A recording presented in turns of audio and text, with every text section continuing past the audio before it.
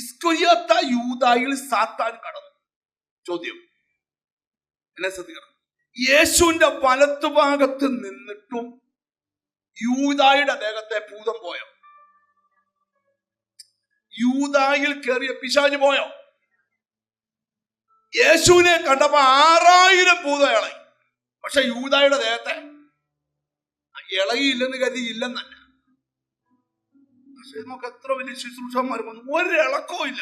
ഇത് അങ്ങനെ ഇളകുകയല്ല. പറയാം എന്താന്നാ പറയാൻ പോകുന്നത്.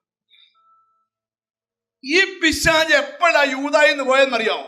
ഇവനെ തൂങ്ങി ചാകുന്നവനാക്കി കൊന്ന് ചാവുകയെ. കിട്ടിയോ? ഇതിനെക്കാട്ടി വലിയ തെറ്റ് ചെയ്തവനാ പത്രോസ്. പക്ഷെ തമ്പുരാന്റെ ഒറ്റ നോട്ടം അവൻ പൊട്ടിക്കരഞ്ഞു.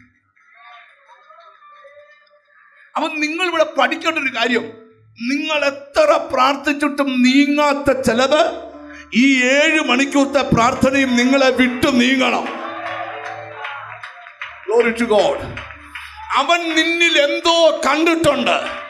അത് നിന്നിൽ ഫുൾഫിൽ ചെയ്യുന്നതിന് മുമ്പ് അവന്റെ പ്രവർത്തന മേഖലകളെ ഇന്ന് മന്ദീഭവിപ്പിക്കണം. Glory to God. ഞാൻ ഒരു ദൂത് പറയാം.